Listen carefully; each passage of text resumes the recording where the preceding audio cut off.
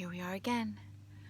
Sedona, Arizona. Came to the same exact little spot for us today. I'm so excited and honored to dive into a new topic, which is, catching my breath here, running up this mountainside, which is frequency holding. Yes. So what's been coming up so much over the years in my sessions is a topic that I want to explore today. And the first place that my guides are wanting to begin with is a place of gratitude, really, of coming from a space where we are thanking you for the work that you're doing. Light workers, as frequency holders, you are contributing so much to this ascension process. What does that mean? It means that as humans, we're moving from a more dense reality to a less dense reality. And in that process, there are things that make it easier. And what came up in a session this week and what's been coming up for years is that often my guides will begin the session with a huge celebration and thanks for the frequency holding that's happening. So first of all, I want to define it, then I want to celebrate it, then I want to go over two different steps that are really going to help you as you frequency hold. So frequency holding is basically holding a higher tonality amidst density. So amidst negative, more lower vibrations and experiences. Now, this can be within your own reality, right? So you're having a really crappy day or a crappy weekend, and you are in the process of bringing love and kindness towards yourself. That's frequency holding, or what I'm defining as frequency holding. And this happens all the time for so many people. And there's little recognition in my experience. There's little appreciation and celebration of all the work that people, and I'm assuming it's you because you're attracted to this video and that's just the way law of attraction works, that you need to hear this right now. And so I begin with thanking you for this work, right? For this efforting, for this light shedding, for this kindness, for this warmth that you are choosing amidst intensity. An example came up this week where it was so clear, where I was in a session and this woman and her family, amidst her sisters and her mom and her dad and her cousins and her uncles and aunts, she is this frequency holder of grounding and support and stability, right? So kind of without her energy, everything kind of spirals, becomes more chaotic and just more intense. That's kind of the karmas that are involved. And I thought, began right away just by thanking her because that was her role. And it was very moving to her because often we're not recognized, we're not appreciated, we're not really acknowledged for all this work that we're doing. Like I see that so much in my sessions. And so I want to begin from a place of thanking you because if you... I sometimes just get floods of energies that move through my whole body, and it's just so intense and overwhelming of the amount of positive contribution that actually has. And I want to try to articulate it. I get like all jittery and excited, but it's a really big deal that you're continuing again and again to be kind, to be gentle, to take the high road, to choose the more loving thing to do. It's a really big deal. It's a really big deal, not only in your life because it affects your health, it affects your vitality, but it contributes to this world, bringing more peace, more love, more kindness, more joy. It's a really big deal. Okay, so two steps that can really help as we get even more mastered, even more conscious in our frequency holding roles. Step number one is to be really kind and gentle with yourself when you're in an upgrade process. So, for an example, if you are dealing with a health issue, which is the next two videos that I'm going to talk about, maybe three after this, is because I'm seeing this a lot in my own life and in my practice where people are coming to me and there's a lot of illness that's happening right now.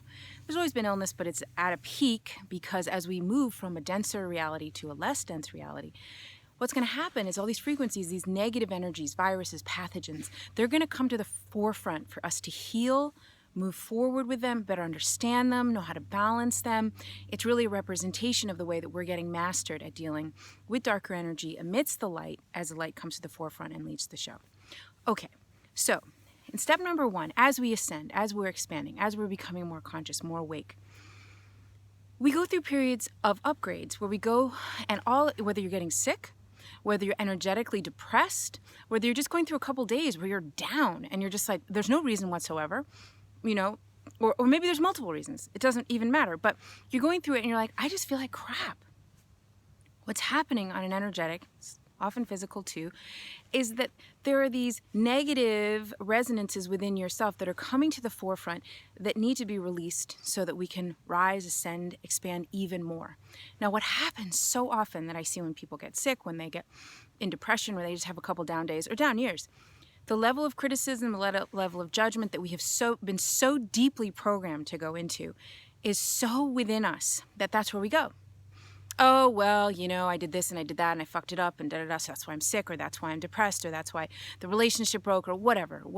I'm not saying we don't make choices that we grow and we expand. We want to make different choices, of course. But what I see a lot is in this process, as we're ascending, that people are really, really hard on themselves, and it's because of the way we've been programmed and trained. And so what I'm asking you in step number 1, as you are a frequency holder, as you are choosing these more powerful, light, imbued choices, please be gentle with yourself. Please be loving. Please be kind. And what can really help sometimes is if you're in a crappy day or a crappy time, just saying, you know what? I'm having trouble right now, and I need to take a break. I'm going to kind of go inward, as one of my friends would say. I love to go, I'm going to hide for a while, which is great, right? Because, right, as we cocoon in, as we go inward and we sort of retreat, it is essential for us, because in this process of shedding the negative, of letting go what we no longer need, if we can be loving and kind and warm with ourselves and with others, it just makes it a whole lot easier.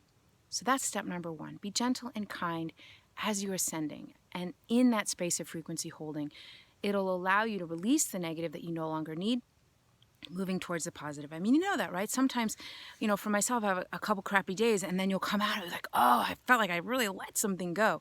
It's a process that often isn't commended, isn't appreciated, isn't rewarded, right? But if we can be that advocate for ourselves and for our friends, keep going through this tough time. You are letting things go. You are a frequency holder of light and love to the best of your ability in this moment. Things are going to get easier in your process of expansion. Step number 2 that I would like you to explore is get real good at identifying when you are frequency holding.